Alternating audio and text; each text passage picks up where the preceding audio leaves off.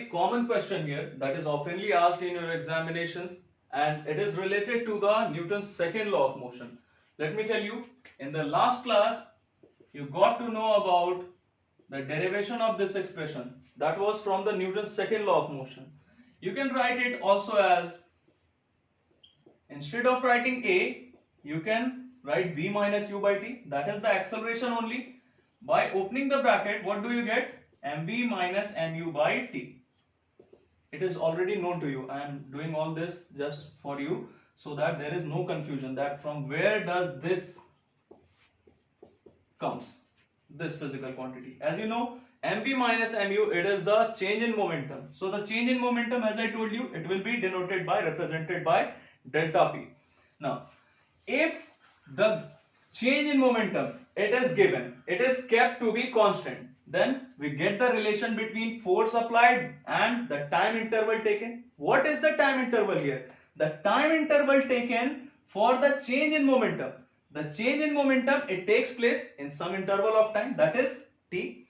So, F, we got the relation between F and T, that is force applied by us on the given body and the time taken by the body to come to rest or to start from rest and to start moving. So in this case, what is, for this question, what is the conclusion here? If the time taken by the cricketer to stop the ball, let me tell you that the change in momentum, it can either be positive or it can be negative. Suppose that a body is at rest and you apply some force on it, it starts to move. Then obviously the initial velocity u, it was 0 meter per second. But when you applied the force on the body, such as this is at rest and you apply the force on the body, then it starts to move. Then the final velocity, let it be v, it is anything, v meter per second, and obviously it would take some time, let the time be t. So in this case, the final velocity is v, so the final momentum would be mv, and the initial velocity was 0, so the initial momentum would be m multiplied by 0, that is 0. So the change in momentum here will be mv, that is positive. But in this question, what are we being asked about? That the cricketer, he stops the ball. Obviously, to stop the ball, what will you do? The ball is coming towards you. The direction of motion is in this direction, along this direction, and you have to apply the force in the direction opposite to the motion of the ball. So the motion of the ball is in this direction and the cricketer applies the force in this direction. So what do we conclude? That in this case, the initial velocity, I'll rub this part. In this case, in the question above, what is the condition?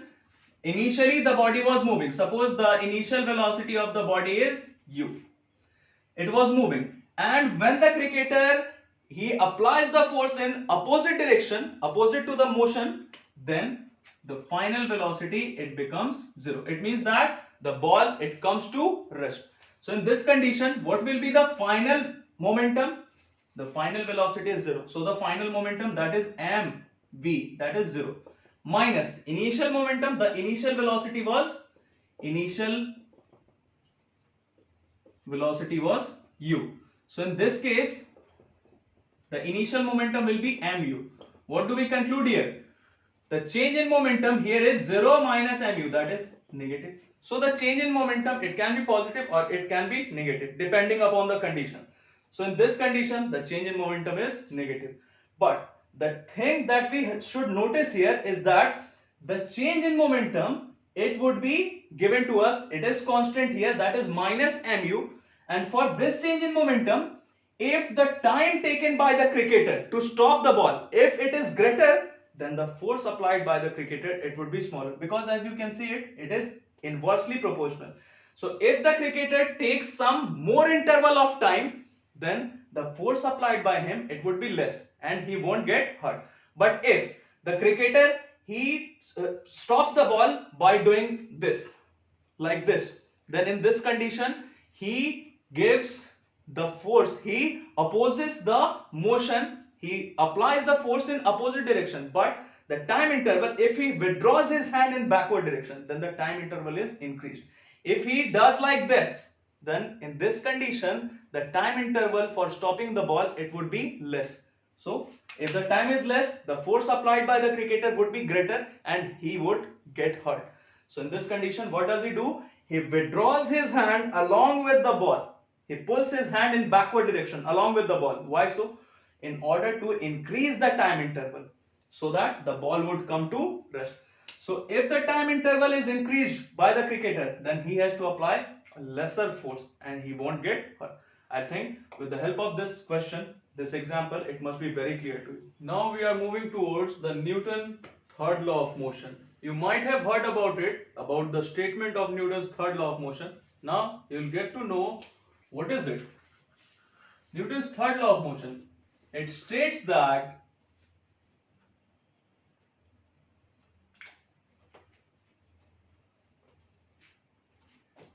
every action, it states that to every action there is an equal and opposite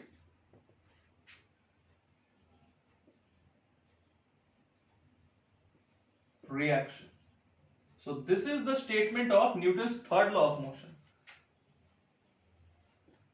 As you can see here, we have used two terms, that is the action and reaction. So basically there is an action and reaction pair between any two bodies. Suppose that, very simple example, we talked about the tensional force, the tension in this chapter only. So what was tension?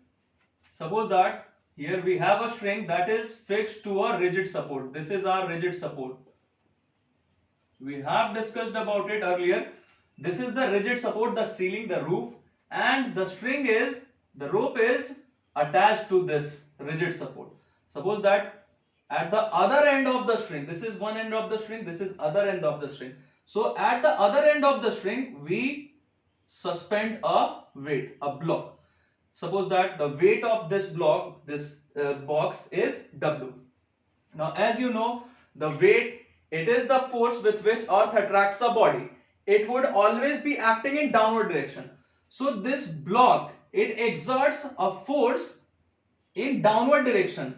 It pulls the string in downward direction with this force, with W. Suppose that it is of W kgf or W Newton, anything. So the force exerted by this block on the string in downward direction is W kgf.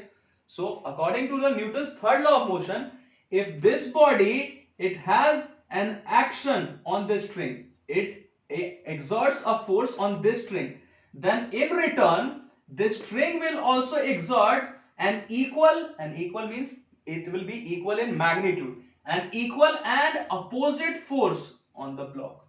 So the force exerted by the string, by this string on the block will be equal in magnitude but opposite in direction. So this will be, this force exerted by the string on this box will be opposite in direction, and this force is only known as tension. You know about it. So this is the tensional force, and obviously these two, the W kgf force that is acting in downward direction, that is exerted by the box on the string, that is in downward direction, and the force exerted by the string on this block, that is in upward direction, that is T, the tensional force. Both are action and reaction pair. This is the action on the string and this is the reaction on the block that is exerted by the string.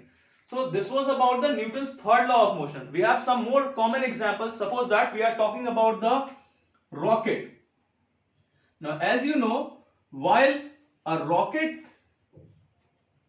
is launched, what is the phenomenon that is taking place at that very moment? There is fuel inside the rocket, and as the fuel it starts to burn, then the fuel, the gases, they are given out of the rocket at higher pressure. So the gases, suppose the gas, it is being given out, it is released out of the rocket. So this rocket, it exerts a force on the gases that is given out of the rocket. So the force, the rocket exerts a force on the gases to release it, to give it out of the rocket. So the gases will exert a same force, a force of equal magnitude but opposite in direction. So suppose that this is the burnt fuel, and this is the rocket. So if the rocket exerts a force F, suppose I am denoting it with the force that is exerted by the rocket on the gases. Force that is exerted by the rocket on the gases, that is in downward direction to expel it out. And it is the actional force. It is the action. What is the action? The action is here being exerted by the rocket on the gases. So in return, the gases will also exert the force that is equal in magnitude but opposite in direction. So the force exerted by gases on the rocket, it will be in upward direction. The force exerted by the rocket on the gases, it is in downward direction. And the force exerted by the gases on the rocket, it will be equal in magnitude but opposite in direction, that is in upward direction. So this is the reaction force, and as a result, due to this reaction only, the force that is exerted by the gases on the rocket in upward direction, due to this only, the rocket, it starts to move in vertically upward direction. It starts to move in this direction, in vertically upward direction. So I think that with the help of these examples, the concept of Newton's third law of motion, it must be very clear to you. Now in the next part, we will be talking about gravitation.